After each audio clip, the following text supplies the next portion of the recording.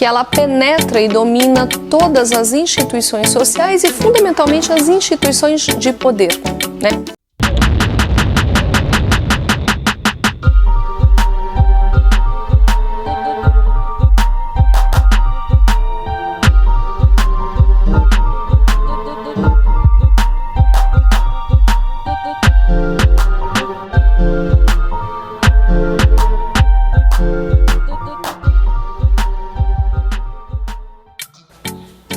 Fala galera, tudo em paz com vocês? Bom, espero que sim.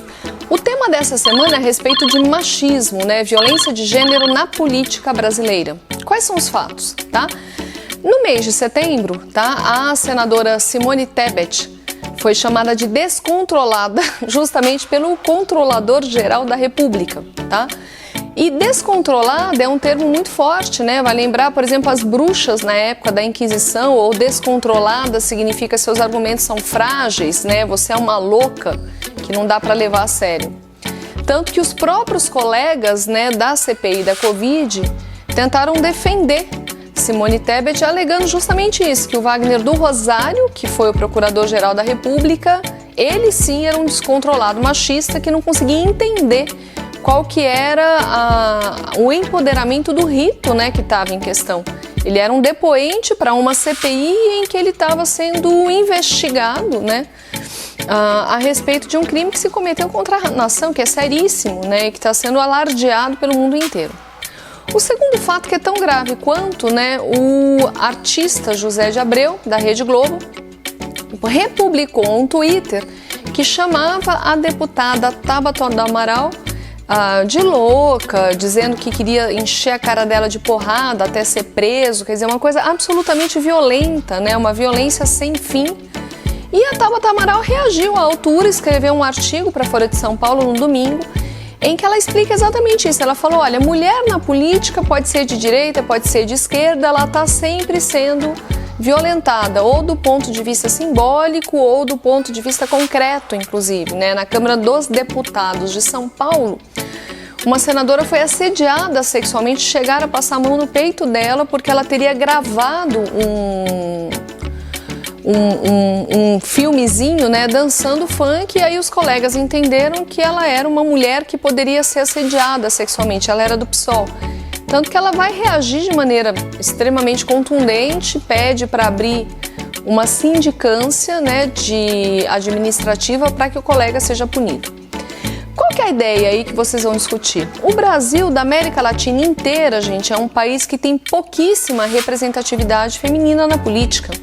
Tanto que as mulheres não conseguem fazer avançar suas pautas, né? Como, por exemplo, melhorar as leis relativas a direito reprodutivo, melhorar as leis relativas à pensão alimentícia, né? Inclusive conseguir com leis reduzir um pouco a concentração de renda. Na pirâmide social brasileira, a mulher negra é a que menos ganha, mais explorada. Então a gente tem uma série de circunstâncias aí que não são circunstâncias, né? São fatos históricos marcados pelo machismo estrutural da sociedade. Um desses fatos fundamentais é quem faz as leis, né? Quem faz as leis são os homens.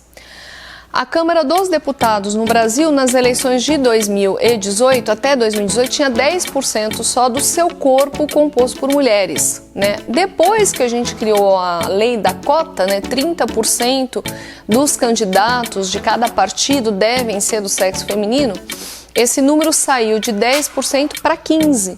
Mas 15% de representatividade não é nada, né? E na prática o que nós temos é uma sociedade que é composta de 50% homens, 50% mulheres, as mulheres são até mais, inclusive, acho que chega a 51% da população brasileira, mas em termos de representatividade a gente não chega a ter 15%, né?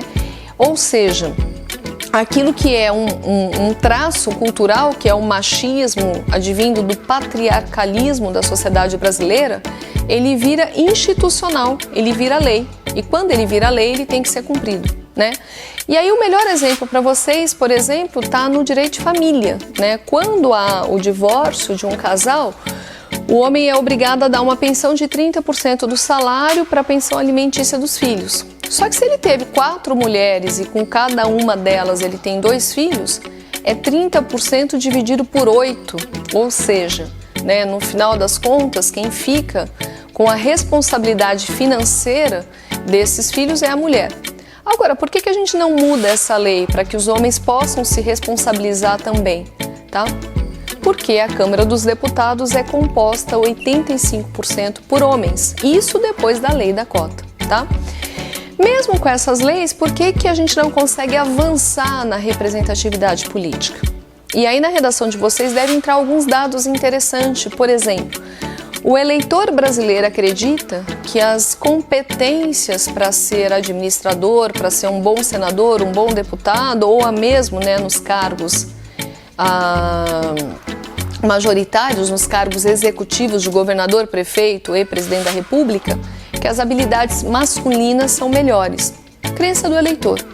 Mas é um dado meio estranho, porque as mesmas pesquisas indicam que os principais fatores negativos também para esses cargos estão ligados ao comportamento que geralmente se atribui aos homens, né? Como impaciência, impulsividade, violência verbal. Então, assim, são aspectos estranhos.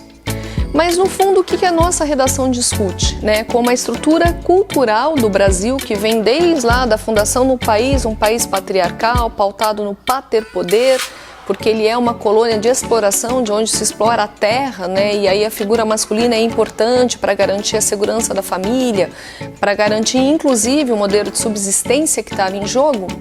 Ela vem até hoje, só que a gente está em século XXI, né? 2021. E a gente não conseguiu ainda se desfazer dessa carga rançosa do machismo, que ela penetra e domina todas as instituições sociais e fundamentalmente as instituições de poder, né? Mulheres jornalistas são silenciadas quando estão dando entrevistas, mulheres jornalistas são atacadas, né, por políticos proeminentes como o chefe do executivo. Deputadas de direita, de esquerda, de centro são atacadas, né? Por trás disso tudo há um forte fator de misoginia que precisa ser revisto. Beleza? Boa reflexão e boa aula para vocês!